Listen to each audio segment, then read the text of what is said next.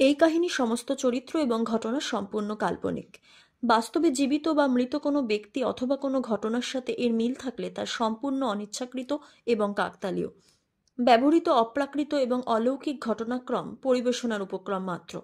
কুসংস্কারে বিশ্বাস করবেন না, কুসংস্কার ছড়াবেন না।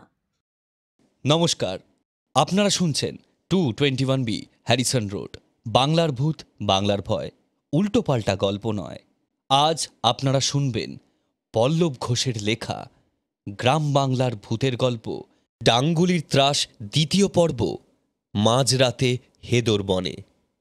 মান্তবুড়ির ভূমিকায় সুপ্রজা, জনৈক পল্লীবধূর চরিত্রে রয়েছে রুমনা আর সুপ্রজা, শিবু আর আসিফের ভূমিকায় আদিত্য, নারায়ণ মাস্টারের ভূমিকায় সৌরভ রায়, মানিকলালের ভূমিকায় শুভদীপ, গুরু, পিয়ন, রামু আর ডাঙ্গুলির চরিত্রে সুমিতেন্দ্র। গল্পপাঠ গনসা আর হারুর ভূমিকায় আমি প্রত্যয়। This video is sponsored by the members of 221B Harrison road. শুরু হচ্ছে পল্লব ঘোষের লেখা ডাঙ্গুলির ত্রাস দ্বিতীয় পর্ব, মাঝরাতে হেদর বনে।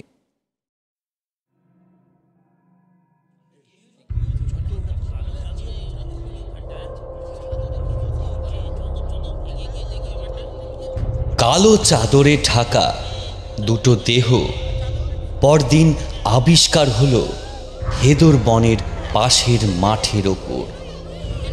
গায়ের ওপরের চাদরের ঢাকা সরাতেই ভয় আঁতকে উঠে পিছিয়ে গেল গ্রামের লোক।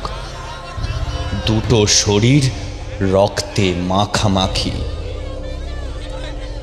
একটার হাত পা সব ছিন্ন ভিন্ন, বড় ছুরি দিয়ে যেন ফালা ফালা করা হয়েছে গোটা শরীরটা। দেহটা চিনতে পারল অনেকে। দুটো গ্রাম পরেই এর বাড়ি, নাম গুরুদাস। আরেকটা শরীর অবশ্য কার তা বোঝার উপায় নেই, কারণ তার কেবল ধরটাই মিলেছে, মাথাটা নেই। দুটো জলজ্যান্ত লোককে এভাবে মেরে আবার চাদর ঢাকা দিয়ে কে এখানে ফেলে রেখে গেল তা ভেবে পেল না কেউই। আর সকলের সাথে আসিফও এসেছিল অকুস্থলে। এখানেও লোকে নারায়ণ মাস্টারের মতকেই সমর্থন করল।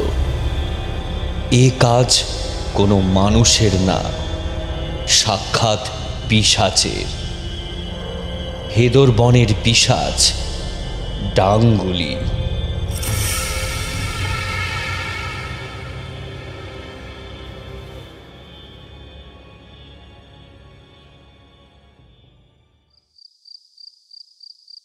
ব্যাপারটা একদম ভালো লাগলো না আসিফের।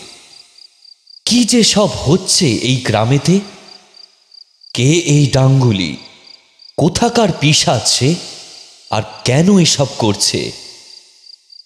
এসব কি কেবল ভূতের কাজ, নাকি পেছনে অন্য কোনো গূঢ় রহস্য রয়েছে? তা ভেবে পেল না আসিফ। এখানে থানা, পুলিশ, গোয়েন্দার কোনো ভিড় নেই। ফলে গ্রামে ঘটা এমন বহু অলৌকিক অনভিপ্রেত ঘটনা অমীমাংসিতই থেকে যায়।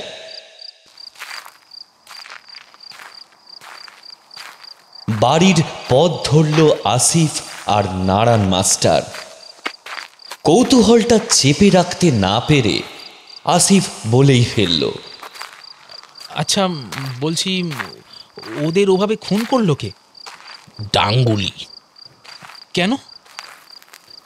তা আমিও জানি না। যাদের অস্তিত্বের কোনো ব্যাখ্যা দেওয়া সম্ভব নয়, তাদের কাজকর্মের ব্যাখ্যা কেই বা দিতে পারে।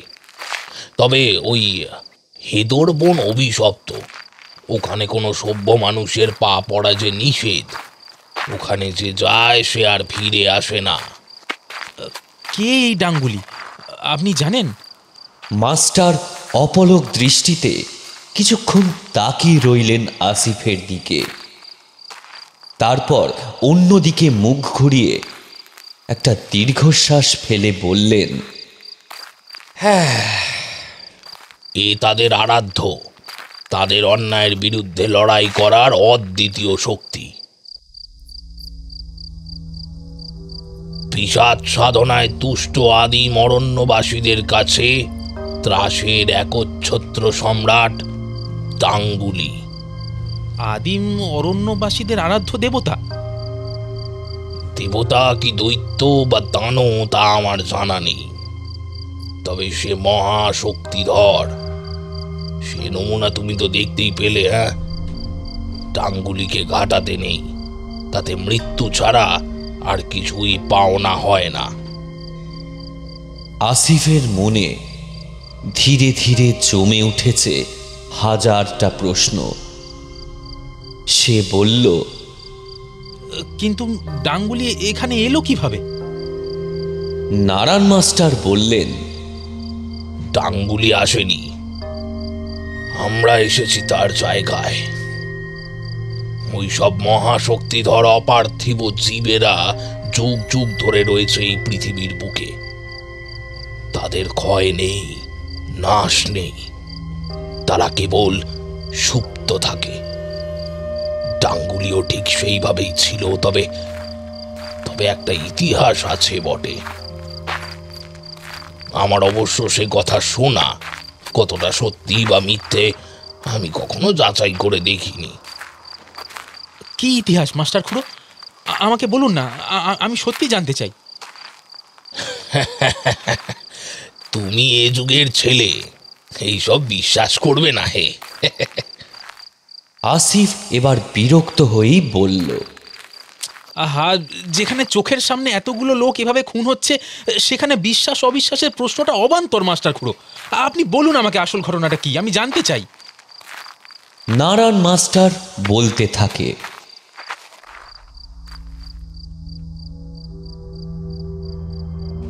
19 শতকের দ্বিতীয়ার্ধের সময় বাংলার ইংরেজ শাসন তখন উপজাতি বিদ্রোহ সামলাতে ব্যস্ত।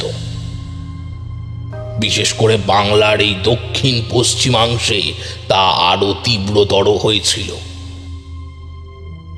শুধু ইংরেজ শাসন নয়, এই দেশীয় লোভী অত্যাচারী জমিদার গোষ্ঠীও তুলনায় স্বল্প শিক্ষিত বা অশিক্ষিত সরল সাধাসিধে এই উপজাতি গোষ্ঠীর মানুষগুলোকে সব দিক থেকে রীতিমতো শুষে খেয়েছিল। অত্যাচারের মাত্রা রীতিমতো চরমে উঠেছিল। সাঁওতাল, কোল, ভিল, মুন্ডা ইত্যাদি নানা আদিবাসী গোষ্ঠীর সহজ সরল মানুষগুলোর ওপর চলতে লাগলো পাশবিক নির্যাতন, আর বন্দুক ঠেকিয়ে তাদের দিয়ে বেগার খাটিয়ে নেওয়া। যে বনকে তারা দেবতা জ্ঞানে পুজো করত, যে বনের ওপর নির্ভর করে চলত তাদের জীবন ও জীবিকা, অত্যাচারী বর্বর গোড়া সাহেবের বুটের ছাপ এসে পড়ল সেই বনের মধ্যে। রেল লাইন, সড়ক নির্মাণের জন্য বনকে বন কেটে সাফ করে দেওয়া হলো। ঠিকাদারেরা দিনের পর দিন লুট করতে লাগলো এই আদিম গোষ্ঠীর বাসিন্দাদের জমানো ফসল, খামারের হাঁস মুরগি সব কিছুতে। তাদের স্বাভাবিক জীবনে যেন ভাটা পড়ল। কিন্তু প্রতিবাদ করেও কোনো লাভ হতো না, উল্টে মিলত চরম নির্যাতন। কোথাও কোথাও ক্ষোভে ফেটে পড়ত মানুষ বিদ্রোহ করলে, তবে তাতেও সেরকম কিছুই ফল হলো না। আধুনিক অস্ত্র শস্ত্রে সজ্জিত ইংরেজদের সামনে তাদের এই তীর ধনুক ফলা বেশি দিন টিকল না। আজ এই যেখানে তুমি আর আমি দাঁড়িয়ে, তার বেশিরভাগ অংশটা জুড়েই ছিল বন, আর বাকি অংশ ছিল উপজাতি গোষ্ঠীর বাস। অত্যাচারের আগুন স্বাভাবিকভাবেই এই সব অঞ্চলেও বিদ্যমান ছিল। দীর্ঘদিনের লড়াই আর রক্তক্ষয়ী যুদ্ধের ফল যখন এই নিপীড়িত আদিবাসীদের পক্ষে গেল না, তখন তারা আশ্রয় নিল এক অন্য পন্থার। তারা বুঝেছিল শুধু দৈহিক ফল দেখিয়ে এই আধুনিক গোড়াদের সাথে টেকা যাবে না। এর জন্য দরকার অলৌকিক ক্ষমতার। এলাকার দলনেতা তার একান্ত বিশ্বস্ত কিছু অনুচরদের নিয়ে বনের ভেতর গা ঢাকা দিল। শুরু হলো লুকিয়ে থেকে সাধনা, আরাধ্য প্রাচীন দেবতাকে তুষ্ট করার প্রক্রিয়া। জেগে উঠলেন আদিম সম্প্রদায়ের আরাধ্য বনদেবতা ডাঙ্গুলি। কারোর কাছে তিনি দেবতা, কারোর কাছে পিশাচ। নারায়ণ মাস্টার থামলেন। আপনা হতেই এবার আসিফের মুখ থেকে বেরিয়ে এলো, তারপর কি হয়েছে তা আমিও হলপ করে বলতে পারি না হে। এসব নিতান্তই আঞ্চলিক ইতিহাসের কথা। কি বা অত গুরুত্ব দিয়ে গবেষণা করেছে, হ্যাঁ? হয়তো তার উপাসকেরা গোড়া সৈন্যদের হাত থেকে রক্ষা পায়নি, কোনোভাবে ব্যর্থ হয়েছে ডাঙ্গুলি। হয়তো সেদিনের সেই ক্ষোভ, প্রতিহিংসা, প্রতিশোধ চরিতার্থ করতে বনদেবতা ডাঙ্গুলি আজ আবার জেগে উঠেছে এত বছর পর। কিন্তু কিভাবে তা আমি নিজেও জানি না। শুধু এইটুকু জানি, ওর এলাকায় সভ্য মানুষের পা পড়লে তার ফল ভোগ করতে হবেই, করতেই হবে। কথা বলতে বলতে ওরা গ্রামের ভেতর এসে পড়েছে। নারায়ণ মাস্টার বললেন, যাও হে ভায়া, অত কিছু ভেবে লাভ নেই। এ গ্রামের এই অভিশাপ এইভাবেই চলবে, কারোর কিচ্ছু করার নেই। তুমি তোমার মতো থাকো, খাও, কাজ করো, বেশি কৌতূহল নিবৃত্ত করতে চেও না। মাস্টার নিজের বাড়িমুখ হলেন। শেষের কথাগুলো আসিফের কিরকম সতর্ক বাণীর মতো শোনালো। তার ঠিক ভালো লাগলো না।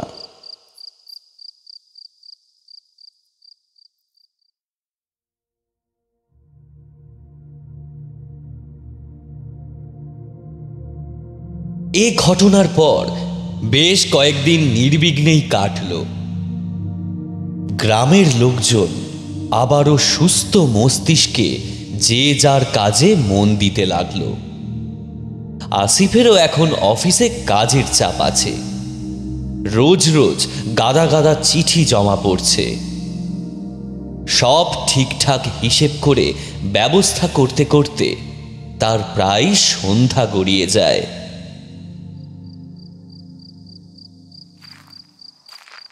একদিন এরকমই সন্ধ্যায় ফিরছে সে। রাস্তা বেশি দূর নয়, তবে আজ যেন চারপাশ একটু বেশি নির্জন। অন্যদিন তো মোহনের চায়ের দোকানে দু একজন লোক এই সময় বসে থাকে। আজ আবার দোকানের ঝাঁপ ফেলা। হয়তো মোহন নেই। শহরের দিকে এই সময় রাস্তাঘাট লোকে লোকারণ্য। গ্রামের দিকে সন্ধ্যা 6টা আর রাত 10টার মধ্যে ফারাক করা মাঝে মাঝে কঠিন হয়ে পড়ে। আলো আঁধারিতে আসিফ একা হাঁটছে। আজ আবার সে টর্চটাও বাড়িতে ফেলে এসেছে। তাতে খুব একটা অসুবিধা হবে না।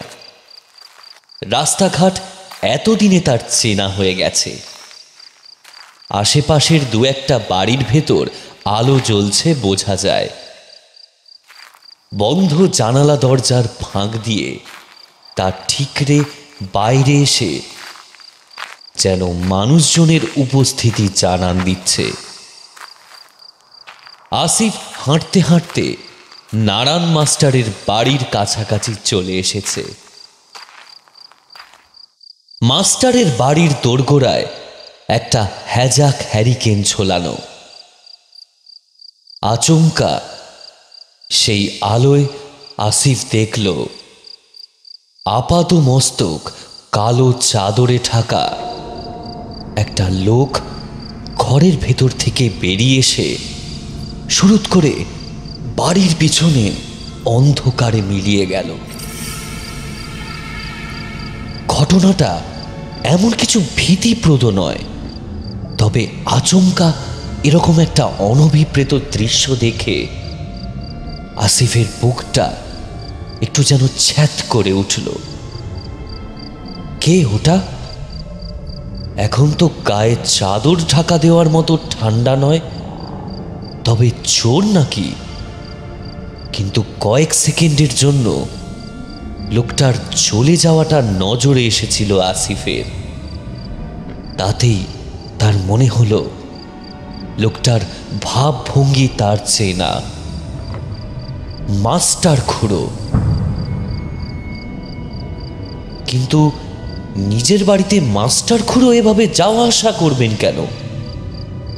একবার কি দেখবে সে ব্যাপারটা?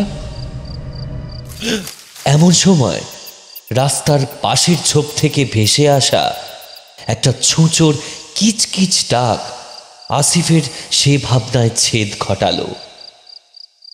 যাবো যাবো করেও শেষে কি একটা ভেবে সে আর গেল না, নিজের বাড়ির পথ ধরল। পরে অবশ্য নারায়ণ মাস্টারের সাথে তার দেখাও হয়েছিল, কিন্তু এ ব্যাপারে আর কথা হয়নি।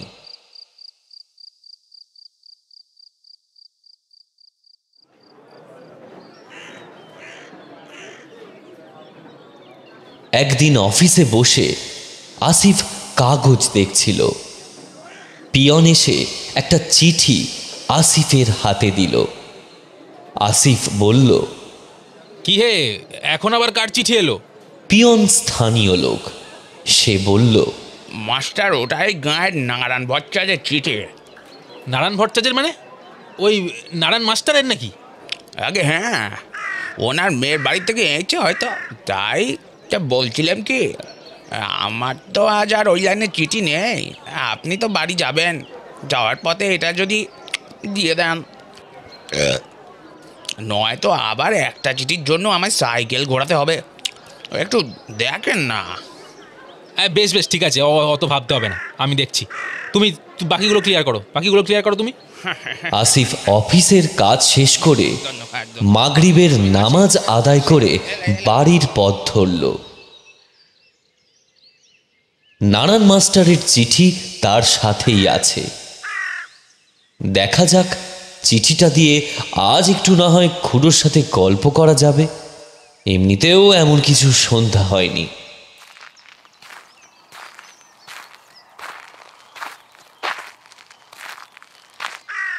নারায়ণ মাস্টারের বাড়ির সামনে এসে দাঁড়ালো আসিফ। ডাক দিল, মাস্টার খুড়ো, ও মাস্টার খুড়ো, তোমার চিঠি আছে গো, ও মাস্টার খুড়ো। মাস্টারের বাড়ির দরজাটা খোলা, কিন্তু ভেতর থেকে কোনো সাড়া এলো না। আশ্চর্য, দরজায় তালা থাকলেও না হয় সে বুঝতো মাস্টার নেই, কিন্তু দরজা তো খোলা। মাস্টার মাঝে মাঝে এমন অদ্ভুত সব কথা বলে আর অদ্ভুত সব কাজ করে যে আসিফও ভেবে কুল কিনারা করতে পারে না। কিন্তু চিঠিটা দিয়ে দেওয়া দরকার। অন্যের চিঠি নিজের কাছে ফেলে রাখার ঝামেলা আসিফ নিতে চায় না। আরও বার কয়েক ডেকে সাড়া না পেয়ে আসিফ এবার উঠোন পেরিয়ে মাস্টারের ঘরে ঢুকল। ঘর বটে একখানা মাস্টারের, জানালা সব বন্ধ, দরজাটাও বন্ধ থাকলে এটা বেহুলার বাসর ঘর অপেক্ষা কোনো অংশে কম হতো না। তবে ঘরে পুরোপুরি অন্ধকার নেই। একটা জানালার সামনে একটা পড়ার চেয়ার টেবিল, তার উপর কোন মানধাত্তা আমলের একটা লণ্ঠন রাখা আছে। তার আলোয় যতটুকু যা দেখা যায়, গোটা ঘরে আসবাব বলতে তেমন কিছু নেই, কেবল ছোট ছোট দুটো আলমারি, যার মধ্যে একটা বইতে ঠাসা। মাস্টার মানুষ, ঘরে এসব থাকা স্বাভাবিক। ঘরের মাঝামাঝি একটা খাট রাখা আছে, কিন্তু মাস্টার কোথাও নেই। একটা দীর্ঘশ্বাস ফেলে আসিফ ফিরেই আসছিল, হঠাৎ একটা দৃশ্য দেখে সে থমকে দাঁড়ালো।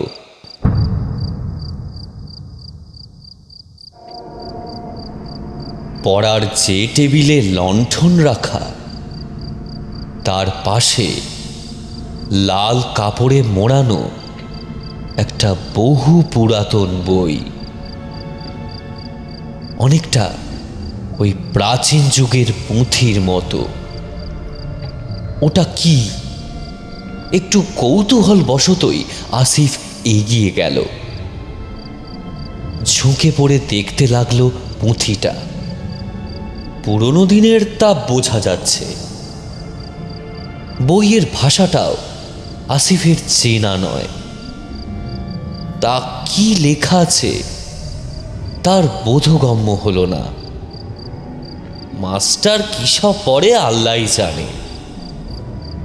এমন সময় তার নজর পড়ল বইয়ের নিচে চাপা দিয়ে রাখা একটা সাদা কাগজ। তাতে বাংলা হরফে কিছু একটা লেখা আছে। কি ওটা? আসিফ ওটা বের করে এনে আলোর সামনেটা ধরল। দোয়াতে কালিতে লেখা একটা ছড়া। লাল জলেতে ভিজা কাপড়, পূর্ণ হস্তে দান, অন্য সুরের বন্য ছড়ায়, জাগরে শক্ত প্রাণ, কালা দিনের আলাদিন আর রক্তজবার ডালি, যা কইব তা তোর কম পিশাচ ডাঙ্গুলি। আসিফ বার কয়েক ছড়াটা পড়ল। এ আবার কি জিনিস? ছড়াটার শেষ দুটো শব্দ আসিফকে বিশেষভাবে আকৃষ্ট করল। পিশাচ ডাঙ্গুলি। মাস্টার এসব কি লিখেছে? এমন সময় মাস্টার ঘরে ঢুকলেন। আসিফ কোনো রকমের ধরা পড়তে পড়তে বাঁচল। নিজের উপস্থিত বুদ্ধি বলে সে ব্যাপারটা তখনের মতো সামলে নিল। সে যে মাস্টারের এসব কাজ লুকিয়ে দেখে ফেলেছে তা সে মাস্টারকে বুঝতে দিল না বটে, তবে সে এটুকু বুঝল, মাস্টার মুখে প্রকাশ না করলেও তার এভাবে ঘরে ঢুকে পড়াতে মনে মনে একটু ক্ষুণ্ণ হয়েছেন।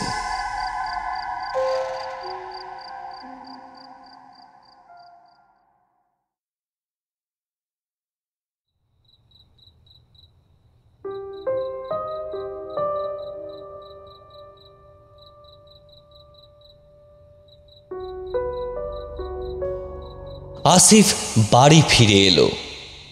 মনের অস্বস্তি ভাবটা তার কিছুতেই কাটল না। পায়ের তলায় ফুটে থাকা কাঁটার মতোই ছড়ার শেষ দুটো শব্দ তার মনের ভেতর অস্বস্তির বিষটাকে খুঁচিয়ে খুঁচিয়ে বাড়াতে লাগলো। পরপর অনেকগুলো বিচ্ছিন্ন ঘটনা এসে ধরা দিচ্ছে তার মানসপটে, কিন্তু কোনোটার সাথে কোনোটারই সে যে যোগ দেখতে পাচ্ছে না। অথচ সে নিশ্চিত সবকিছুই একটা অদৃশ্য সুতোয় বাঁধা। সে নিশ্চিত যা সে শুনেছে, দেখেছে, যা সে জানে, তার বাইরেও এখানে অনেক কিছুই ঘটছে। নারায়ণ মাস্টার কি আরো কিছু জানেন?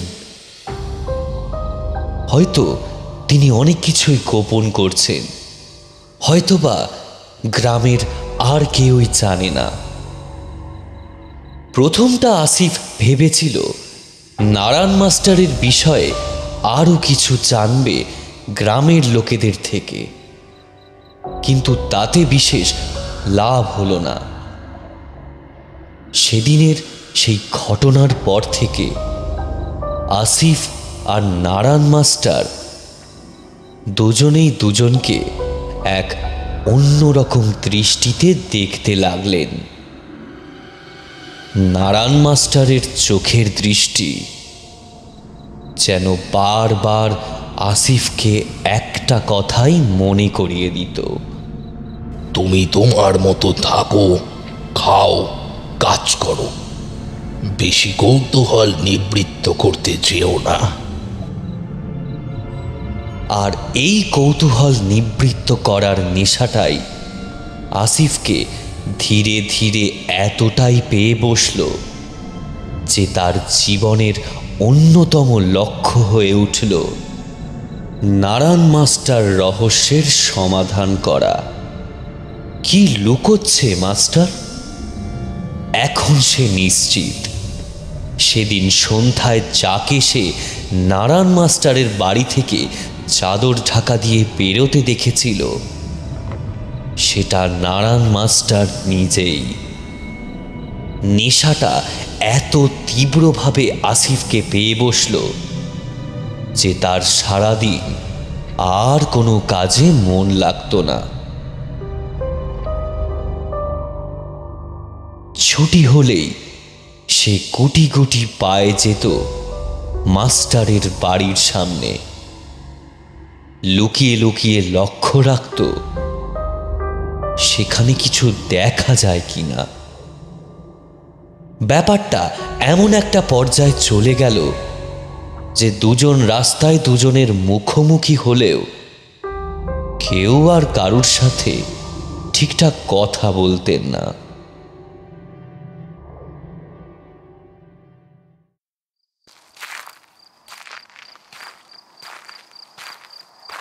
একদিন আসিফকে কোনো একটা দরকারে গ্রামের বাইরে যেতে হয়েছিল।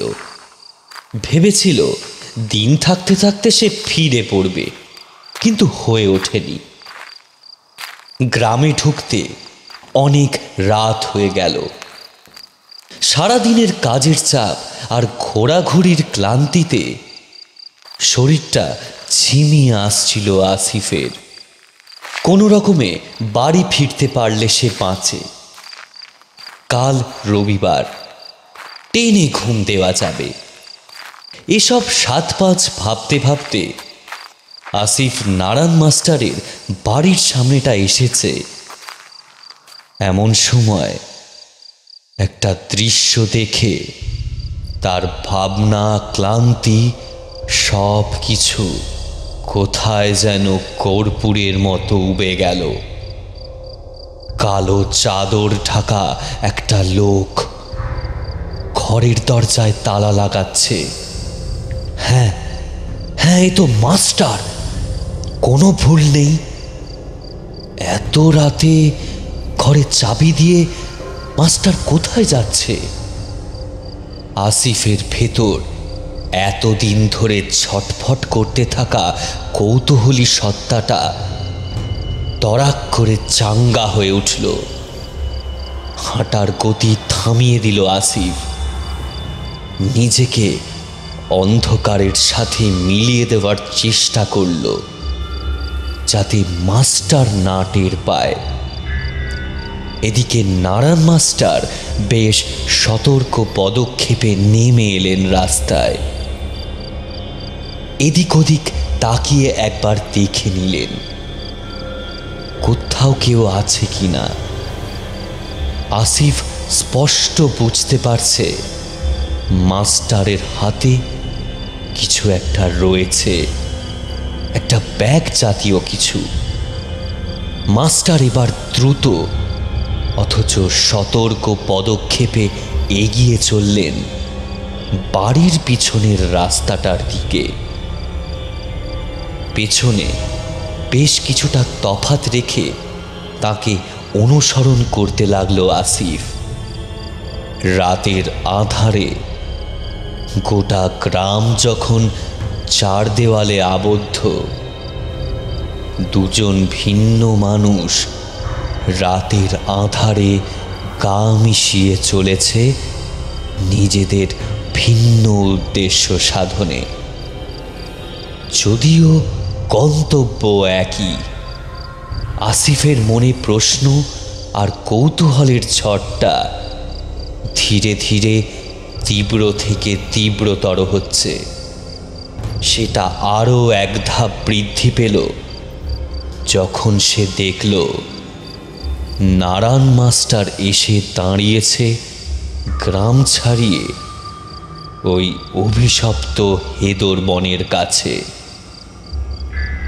মাস্টার চারিদিক ভালো করে দেখে নিয়ে বনের ভেতর ঢুকলেন। আসিফও তাকে অনুসরণ করল। ভেতরটা বেশ অন্ধকার, অসুবিধা হলেও আলো জ্বালানো যাবে না কিছুতেই। আসিফ সব কিছু সামলে কোনো রকমে নারায়ণ মাস্টারের পেছন পেছন যেতে লাগলো। কাঁটা জাতীয় কিছু একটা গাছে তার জামাটা লেগে ছিঁড়ে গেল এবং তা বিঁধল আসিফের চামড়ায়। যন্ত্রণাটা স্রেফ মুখ বুঝে সহ্য করে নিল আসিফ। কি একটা নিশাচর প্রাণী কচকচ শব্দ করে ছুটে পালিয়ে গেল আসিফের পায়ের ওপর দিয়ে। বেশ খানিকটা ঠুকে আসার পর আসিফ এসে থামল একটা গাব গাছের পেছনে, কারণ তার সামনের ব্যক্তিটি ততক্ষণে কিছুটা দূরে একটা ফাঁকা জায়গায় মাটিতে বসে পড়েছে। তার সামনে তিনি একটা আগুন জ্বালিয়েছেন।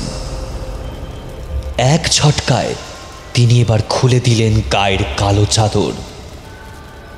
ভান্ডারহাটি গ্রামের অবসরপ্রাপ্ত ষাটোর্ধ্ব স্কুল মাস্টার নারায়ণ ভট্টাচার্য। নারায়ণ ভট্টাচার্য, কিন্তু এ তাঁর কি বেশভূষা! পরনে রক্তাম্বর, গায়ে ছাই মাখা। ধীরে ধীরে আসিফের চোখের সামনে শুরু হলো একের পর এক অদ্ভুত সব ক্রিয়াকলাপ। দাউ দাউ করে জ্বলে উঠল যজ্ঞের আগুন। জংলা হাওয়ায় আগুনের আভা যেন সাপের মতো কিলবিল করতে লাগলো নারায়ণ মাস্টারের শরীর জুড়ে। আজ যেন তাকে আরও বেশি রহস্যময়, আরও বেশি ক্ষমতাশালী, আরও বেশি দৃঢ় মনে হলো।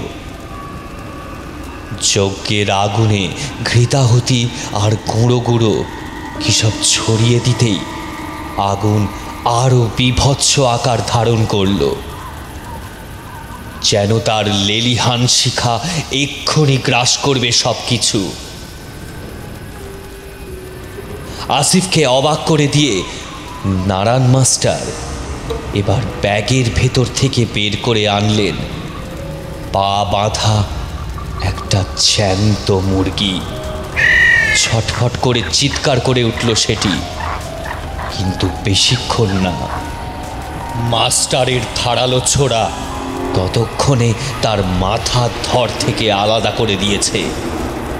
ফিনকি দিয়ে বেরিয়ে আসা তাজা রক্তে একটা ছেঁড়া কাপড়ের টুকরো ভিজিয়ে নিয়ে মাস্টার সেটা দিয়ে মুড়ে দিল একটা রক্ত জবার ডাল।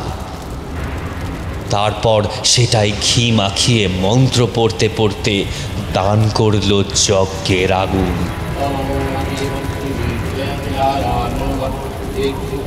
আসিফের মাথায় যেন বিদ্যুৎ খেলে গেল। পরপর ছড়ার লাইনগুলো ভেসে উঠছে তার চোখের সামনে। লাল জলেতে ভিজা কাপড়, রক্ত জবার ডালি, পূর্ণ হস্তে দান। তার গায়ের লোম রীতিমতো খাড়া হয়ে উঠেছে। উত্তেজনায় তার মুখ দিয়ে কথা সরছে না। সভ্য সমাজের বাইরে এমন অভিশপ্ত অরণ্যের বুকে দাঁড়িয়ে এসব কি দেখছে সে? আর কিছু বুঝতে বাকি রইল না আসিফের। নারায়ণ মাস্টার তার মানে সাধনা করে জাগিয়ে তুলছেন ওই নরখাদক পিশাচকে, ওই জঙ্গলের অপার্থিব দুরাত্মাকে। হে আল্লাহ, এই গুনাহ থেকে সকলকে বাঁচাও তুমি। আসিফ মনে মনে পড়তে থাকে আয়াতুল কুরসি। এদিকে আধারের নিস্তব্ধতা কাটিয়ে নারায়ণ মাস্টারের বিকট ছড়ায় বনটা যেন থরথর করে কেঁপে উঠল। আগুনের লেলিহান শিখা যেন আরও উঁচুতে উঠে স্পর্শ করতে লাগলো প্রচণ্ড হাওয়ায় দুলতে থাকা গাছের পাতাগুলো। আচমকা একটা কালচে ধোঁয়া যেন চারদিক থেকে ঘিরে ধরল, আর ধীরে ধীরে তা ঘনীভূত হলো যজ্ঞের আগুনের উপর।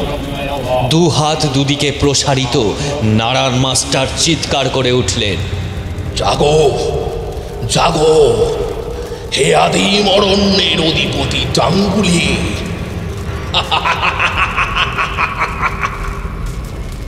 কালো ধোঁয়াটা এবার ধীরে ধীরে একটা বিভৎস কালো মানব অবয়ব ধারণ করল। ভাঁটার মতো জলজলে দুটো চোখ যেন আসিফের দিকেই নিবদ্ধ। গর্জন করে উঠল সেই বিভৎস পিশাচ। খিদে তো পাইছে, বড় খিদে তো পাইছে। হঠাৎ দিগ্বিদিক জ্ঞান শূন্য হয়ে আসিফ নিজের গোপন আস্থানা থেকে বেরিয়ে এলো, আর একটা বিকট চিৎকার করে ছুটে গেল সামনের দিকে। নারায়ণ মাস্টার সবেমাত্র মোরগের কাটা দেহটা যজ্ঞের আগুনে দিতে যাবেন, এমন সময় আসিফ এক ধাক্কায় তাকে সেই ক্রিয়া থেকে বিরত করল। মাটিতে মুখ থুবড়ে পড়লেন মাস্টার। ধাক্কার বেগটা সামলে উঠে দাঁড়াতেই দেখলেন এ যে আসিফ। আসিফের দুই চোখ বিস্ফারিত, রাগে রীতিমতো ফুঁসছে সে। মাস্টার বললেন, আসিফ, তুমি এখানে কি করছো? এসব নোংরামি বন্ধ করুন। আপনি আপনি লুকিয়ে এই পিশাচকে পালন করছেন। এই হারামের কাজ আল্লাহ আপনাকে কোনোদিনও মাফ করবে না, কোনোদিনও না। বেশ করছি, দৃঢ় স্বরে বললেন নারায়ণ মাস্টার। এই জঙ্গল রক্ষা করতে আমি যা করছি বেশ করছি, আর তোমার থেকে আমি পাপ পুণ্যের জ্ঞান নিতে রাজি নই। হ্যাঁ, কেন এসেছো এখানে? এর ফল ভালো হবে না আসিফ। না, আসলে আপনার আসল চেহারা আমি দেখেও দেখতে পেতাম না। ছি মাস্টার খুড়ো, ছি। এই নীচ কাজ আমি আপনাকে আর করতে দেব না, কিছুতেই না, আর না। আসিফকে ধাক্কা দিয়ে মাটিতে ফেলে দিলেন নারায়ণ মাস্টার। ছেলে মানুষই করো না আসিফ, সরব। টাঙ্গুলিকে তার অর্ঘ্য নিবেদন করতে দাও, নয়তো তুমি আমরা কেউ বাঁচবো না। বলতে বলতে মাস্টার কাটা মোড়কটা ছুঁড়ে দিলেন যজ্ঞের আগুনে। না বলে চিৎকার করে তাকে বাধা দিতে গেল আসিফ, কিন্তু পারল না। কালো ধোঁয়ার বেষ্টনী ততক্ষণে মাস্টারকেও নিজের আয়ত্তে করে নিয়েছে। সেই ধোঁয়ার হলকা যেন আসিফের মুখ চোখ সর্বাঙ্গ জ্বালা ধরিয়ে দিল। কান্না আর গোগানি মেশানো একটা চিৎকার করতে করতে আসিফ লুটিয়ে পড়ল মাটিতে। অনবরত তার কানে আসতে লাগলো নারায়ণ মাস্টারের দুর্বোধ্য মন্ত্রপাঠ আর এক আদিম পিশাচ শক্তির হাড় হিম করা পরিতৃপ্তির হাসি। আসিফ জ্ঞান হারাল।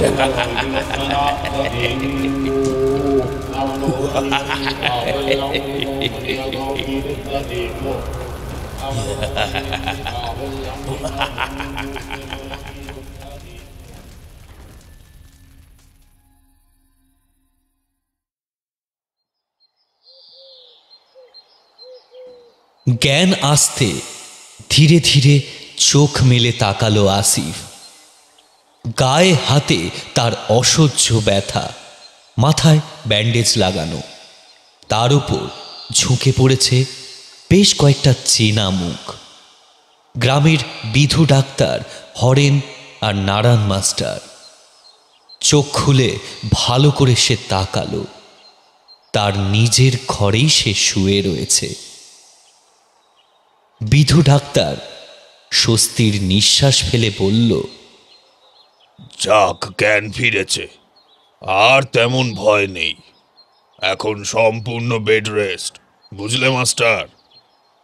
আসিফ মাথায় হাত দিয়ে বিছানায় উঠে বসতে গেল, কিন্তু পারল না।